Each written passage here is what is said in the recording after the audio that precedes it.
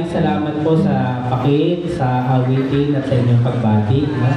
So, ngayon po, nung birthday ko, wala ako po rito sa San Roque, no? Kasi alam ko, susurpresahin mo ko eh.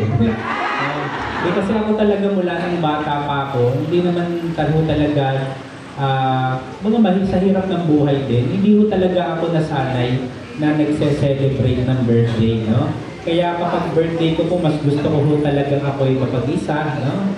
Kaya wala ko akong handa, no? Wala ko pa sa San Roque.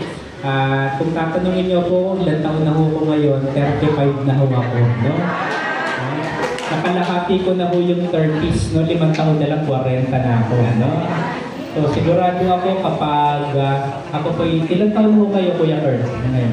Ilan po? Ilan? 35? Hindi nga totoo ba yun? Magkabatch pala kami ni Kuya Kurt. Nauna lang si Kuya Kurt sa buhok.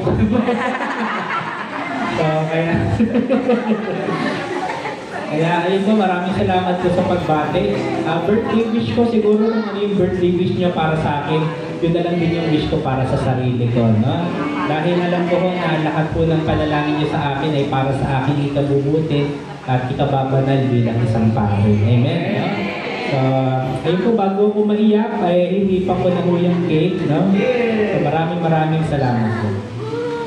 1, 2, 3.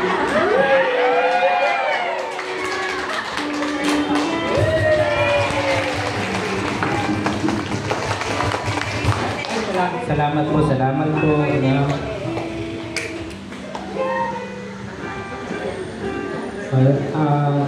Dahil po ngayon din ay unang Sunday ng buwan ng October, meron po bang ibang nagse-celebrate pa ng birthday ngayong buwan ng October?